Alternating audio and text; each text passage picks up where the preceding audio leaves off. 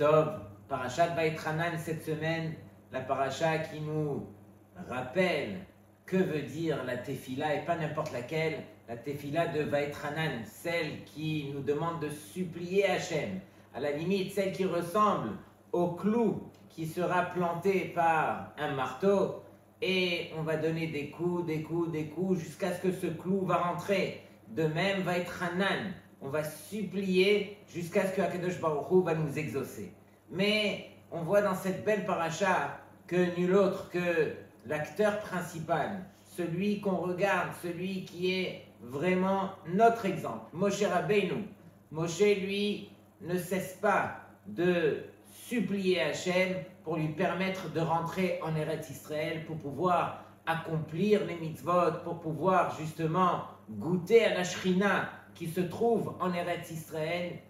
Et Moshe Rabbeinu, alors il fait jusqu'à 515 tefilot, comme on le sait, Keminyan Vaetranan, la valeur numérique de ce mot Vaetranan, qui est aussi la valeur numérique du mot tefila, sans le yud, tav, pe, lamed, he, c'est 515, et c'est aussi la valeur numérique du mot shira. On n'a pas de plus grande shira, de meilleur chant sur terre que celui de la tefila. Et voici que Moshe Rabbeinu, il prend son marteau avec son clou et il y va et il supplie Hachem. Et on peut imaginer que chaque tefila de Moshe, combien est-ce qu'il a pu trouver les mots et le sens pour convaincre Akadosh Baruch Hu. Mais en fin de compte, Akadosh Baruch Hu, il a été gozer, il a décrété que non Moshe. Comment est-ce que Hachem l'a dit? Il lui dit, Ravlach, ça suffit pour toi Moshe, arrête-toi, ne commence même pas la 516e tefila, al tosef daber elai od badabarazé. Ça y est, ne rajoute pas une tefila de plus, et entre parenthèses, s'il avait rajouté une tefila, alors quelque part, Akadosh Baruch Hu, il aurait été obligé, grâce à la tefila de Moshe, de lui permettre de rentrer. Et donc, ça c'est quelque part la clé qu'on a reçue, qui s'appelle tefila, ou si on l'utilise comme il se doit, alors quelque part, on peut même forcer la main d'Hachem pour nous permettre d'y arriver. Rabotai, on voit que Moshe Rabbeinu, on lui a refusé l'accès de rentrer en Eretz Israël, et on pourrait poser la question, mais à première vue, les 515 tefilot de Moshe Rabbeinu, alors elles n'ont servi à rien, puisque lui n'est jamais rentré en Eretz Israël. Et donc, pourquoi faire autant d'efforts alors pour en arriver à quelque chose qui n'est pas le but? Et d'autant plus que Hachem, si lui, il avait décrété que Moshe ne rentrera pas en Eretz Israël, pourquoi est-ce qu'il ne l'a pas averti à l'avance? Fais 5, 10, 15, 20 tefilot Moshe. Hachem lui dit, regarde Moshe, ça ne sert plus à rien de faire ces tefilot et je te demande d'arrêter parce que tu ne pourras pas rentrer en Eretz Israël. Or, combien de tefilot est-ce qu'il a fait Moshe? Il en a fait 515 rabotai, 515, on n'a pas idée. Chaque année, alors malheureusement, on s'assoit par terre et on s'endeuille sur la destruction du Beth Amikdash et on demande à Hachem, s'il te plaît Hachem, ramène-nous ta Shrina, ramène-nous Mashiach qui vient nous délivrer, qu'on puisse reconstruire ton Beth Amikdash. Et Akadosh Baruch Hu, il a été gozer, il a décrété combien de tefilot alors devront arriver pour permettre au Beth Amikdash d'être reconstruit. Et malheureusement, qu'on ne s'arrête pas juste à la veille de construire ce Beth Amikdash, qu'on ait confiance, qu'on y croit comme il se doit pour qu'on puisse continuer à prier. Et Hachem, il n'y a que lui qui décidera, ah voici est arrivé le quota de tefilot que j'attendais pour permettre à ce Beth Amikdash de se reconstruire. Donc Rabotai, comme on le sait, il n'y a aucune tefila qui disparaît, qui va en vain, mais à nous de bien comprendre quel est le sens de ces tefilot qui ont été faites et qui n'ont pas été exaucées. À quoi est-ce qu'elles servent? Et donc, ici, j'ai vu que les Mefarshim ils disent qu'en réalité, le peuple d'Israël tout entier bénéficie jusqu'à aujourd'hui des merveilleuses tefilot qui ont été récitées par Moshe Rabbeinu. C'est-à-dire que à chaque fois qu'on a eu de grandes épreuves, qu'on a eu des problèmes inimaginables, Akadosh Baruch Hu, il a ressorti les tfilotes de Moshe pour protéger le clan d'Israël. C'est sûr que toutes ces tfilotes que Moshe a fait, elles sont venues justement au bénéfice du clan d'Israël, et c'est la raison pour laquelle Akadosh Baruch Hu ne l'a pas arrêté, et parce qu'il savait combien ces tfilotes étaient chères et combien elles auraient servi dans le temps. On raconte que le Maharsha, un des plus grands Mefarshim du Talmud, qui vivait il y a 300 ans environ, il explique que grâce à ces 515 téphilotes, Akadosh Baruch Hu, il a accordé à Moshe la faveur de monter sur la montagne afin qu'il porte son regard sur la terre d'Eretz Israël. C'est vrai, Moshe, il a dit, ok Hachem, je ne pourrai pas rentrer en Eretz Israël, tu as décidé, mais laisse-moi au moins voir. Et le simple fait que Moshe, on lui a permis de voir la terre d'Eretz Israël par la vision, grâce à ce regard, bien sûr, le regard de Moshe Rabbeinu, qui était bienveillant, avec de bonnes intentions, alors on bénéficie aujourd'hui une faculté unique en Eretz Israël, comme c'est formulé dans Masechet Baba Batra, c'est marqué là-bas, Avira d'Eretz Israël Markim. La terre d'Eretz Israël, elle transmet de la sagesse à ses habitants. Et c'est vrai que les enfants de bas âge en Eretz Israël, ils étudient la Torah, ils atteignent des niveaux inimaginables. Les Gdolim en Israël, alors on ne pourra jamais les comparer aux Gdolim de Chutz Laaretz. Les Gdolim d'Eretz Israël, c'est un niveau qui est très très spécial. C'est pas que ici on fait la compétition, mais on voit la sagesse qu'on peut atteindre grâce ne serait-ce que à la vision que Moshe il a eue lorsqu'il a vu Eretz Israël. Et donc, c'est la raison pour laquelle on n'aura pas le droit de se désespérer des tfilotes. Quand quelqu'un fait une tefila, peu importe s'il a été exaucé ou pas, le simple fait de faire la tefila, c'est le billet pour nous de nous attacher à Hachem. Et c'est ça le but en soi. Ce n'est pas uniquement le résultat, mais le simple fait de créer ce kesher avec Hachem grâce à la tefila, qu'on devrait continuer. On raconte un jour que le petit-fils du Stapler, il est venu voir son grand-père et lui dit « Papy, demain je vais au Kotel à Maharavi pour prier. » Il lui dit « Alors regarde, si déjà tu vas au Kotel, n'oublie pas de mentionner mon nom dans tes tfilotes. » Mais le Stapler, c'était le grand de la génération. Et donc il lui dit « Mais papy, en quoi est-ce que ma petite tefila, alors, elle pourrait servir au point de rappeler ton nom ?» Alors il lui dit, ne sais-tu pas qu'une prière est toujours exaucée, quoi qu'il arrive. Une demande peut être agréée sur le champ comme dans quelques jours, comme dans quelques mois, ou bien dans quelques années, et même parfois après une centaine d'années en faveur des petits-enfants de celui qui l'a formulé. Et donc Rabotai, c'est évident que toutes les tfilotes, Akadosh Baruch Hu les conserve. Il a un trésor, il a une boîte de trésors où il conserve ses téphilotes, et si elles ne sont pas exaucées aujourd'hui, ni dans une semaine, ni dans un mois, viendra le jour où elles seront exaucées. Et donc, Rabotai, comme on l'a dit, Akadosh Baruch Hu, il se tourne vers Moshe, et il a décrété que finalement, tu ne rentreras pas en Eretz Israël, toi, Moshe, bien qu'il ait marqué Karov Hashem Echol Korean, Lechol Asher Ikra Uhu Ve'emet. Hashem, il est proche de tout celui qui l'implore, de tout celui qui l'appelle Be'emet. Et c'est vrai qu'il n'y a pas comme Moshe Rabbeinu pour appeler Hashem avec une telle sensibilité, mais Akadosh Baruch Hu, il a décidé que voici qu'on s'arrête là. Et donc, Moshe, il a fait les 515 téphilotes, et il est marqué dans le Pnei Yehoshua, si on fait le calcul, quand est-ce que Moshe Rabbeinu est niftar, comme on le sait, c'est le Zayin Adar. Si on va calculer avant le Zayin Adar où il est niftar, lorsqu'on va compter les Shabbatot et les Yamim Tovim, alors on voit que ça nous ramène à la date de Tu B'Av.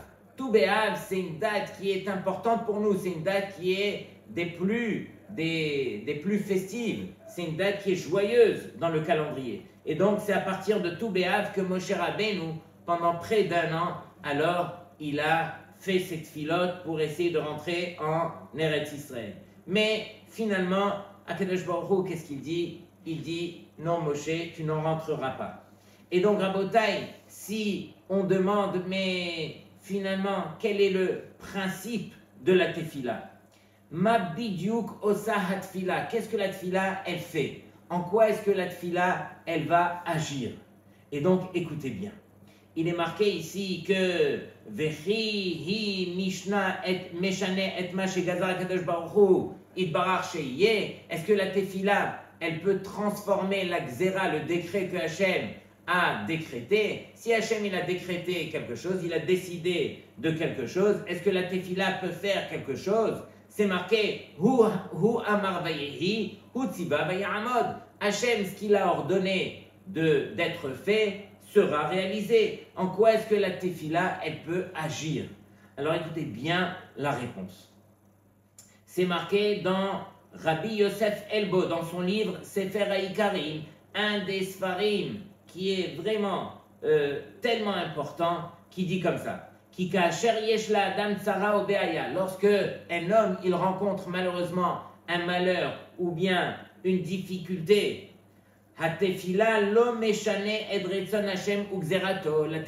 elle, ne change pas donc la volonté d'Hachem et le décret que Hachem aura décidé.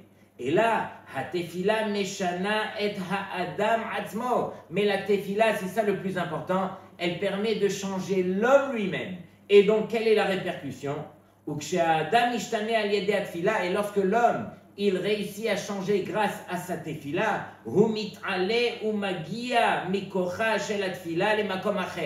il permet de s'élever et d'arriver à un autre endroit grâce à la tefila qu'il a fait. Et donc,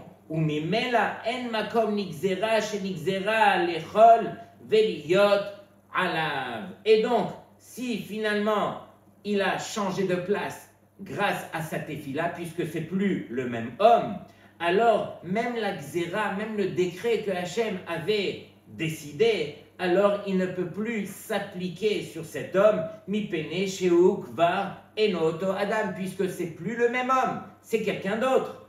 Ruhit ale le madrega shona. Il a avancé, il a monté d'un autre niveau, et donc ce décret ne peut plus s'appliquer à lui. Donc Rabotai, regardez bien combien c'est fort la tefila. La tefila permet de transformer l'homme, de lui permettre de devenir un autre. Et donc, on raconte une fois, Marie ben Haviv demande, Kol ze mouvan be'adam shemitpalel al atzmo. Tout ça c'est vrai pour un homme qui va prier pour lui-même. Shena'asa adam acher, qu'il deviendra un autre homme grâce à cette tefilot, ou ba'al madriga acheret, et il aura un autre niveau. Ach makore im adam shenigzera ala gzera. Mais que se passe-t-il pour un homme sur lequel on a décrété certaines choses? Vehu lo mitpalel, mais lui il ne prie pas. C'est quelqu'un d'autre, c'est son ami qui va prier pour lui. Que se passe-t-il? Haim gam az hu mishtane liot adam acher. Est-ce que même dans ce cas, alors on peut dire qu'il deviendra un autre homme grâce au tefilot qu'un autre a fait pour lui? Mais lui n'a pas prié de lui-même, c'est quelqu'un d'autre qui a prié pour lui. Et sur cela, on répond à filou même que chez Adam même lorsque l'homme n'a pas prié lui-même pour lui-même, et la que les autres ont prié pour lui, Merinim ou Ma'alim et Adam, ils vont l'élever et lui permettre d'arriver Bashamaim nimkomot acherim. Dans le ciel, il arrivera à d'autres endroits. Vehu nihya metziut chadasha, et ça va devenir une autre réalité, une autre personne. Asher en nixera malachul alav, que le décret ne pourra pas retomber sur lui. Donc Rabotai, c'est pas juste nous quand on va prier pour nous-mêmes qu'on permet de transformer notre propre personne, même lorsque les autres vont prier pour nous. Regardez bien combien la tefila, elle est gigantesque. Kama gadol be'atzum koach ha-tefila, combien est grande la force de la tefila, she'oset ha'adam libriya chadasha, qui permet à cet homme de devenir une autre créature, quelqu'un d'autre. Veneda shekol tefila she'anu mitpalelim al atzmenu, et qu'on sache au moins nous-mêmes, qu'on soit conscient que toutes les tefilotes qu'on va faire sur nous-mêmes ou bien sur les autres, hi ba'alat hashpa'a atzuma, elle va venir maintenant apporter combien et combien de hashpa'a, combien d'influence. Et donc, c'est ce qu'on raconte ici. On raconte sur un chassid qui s'appelait Rabbi Amram Bloy, que lui avait l'âge de 88 ans. À l'âge de 88 ans, alors on a averti la famille qu'il devait quitter ce monde-ci. Mais on raconte sur lui que plusieurs fois dans sa vie, alors on avait convoqué ses proches pour leur dire qu'il allait quitter ce monde-ci. Et donc, environ 20 ans auparavant, alors il se trouvait à l'hôpital dans un état critique. Les médecins ont appelé les membres de la famille pour leur dire « ça y est, on arrive à la fin ». Et ses enfants, ses petits-enfants, tout le monde est arrivé. Et voici que, de nulle part, le malade ouvre les yeux, se réveille par miracle, les médecins sont arrivés, ils n'ont rien compris, et à l'âge de 73 ans, où il a eu tellement de problèmes, il a eu un problème au niveau du cerveau, alors il en a pu s'en sortir, et il s'est réveillé, et il a vécu plus de 15 ans après cela. Et donc, est arrivé le moment où un malade comme lui, alors il est venu le voir et il lui a dit « mais qu'est-ce qui s'est passé avec vous pour vous permettre de vous réveiller? Moi aussi j'ai eu ce que vous avez eu et la vérité, alors à peine si je m'en suis sorti et ce sont les petits-enfants qui sont venus le voir pour lui demander conseil parce que leur grand-père était tombé encore une fois dans le coma et donc ils étaient venus voir ce Rav Bloy pour lui demander conseil. Et voici que Rav Bloy n'a pas hésité une seconde, il leur a dit « j'ai eu le srout de pouvoir marier mes enfants, mes petits-enfants et quand j'étais dans mon lit d'hôpital, alors voici que Blainara, j'avais plus de 700 petits-enfants et arrière-petits-enfants qui étaient tous réunis au kotel et qui ont fait des tfilotes pour moi. Et c'est sûr que ces tfilotes, alors elles m'ont permis de revenir à moi-même et de me permettre de vivre encore des années en plus de vie. Donc Rabotai, la tfila c'est vrai, la tfila c'est du sûr. C'est vrai que Moshe Rabbeinu n'a pas eu le souhait de rentrer en Eretz Israël, mais au moins il nous a enseigné cette chose-là, que va être Hanan, de supplier Hachem jusqu'à ce qu'on obtienne la chose, on se doit d'y arriver. Et peu importe le résultat, c'est Hachem qui décidera du résultat. Mais nous, de notre côté, on ne s'arrête pas tant qu'on ne l'a pas eu. Shabbat Shalom et Kulchem.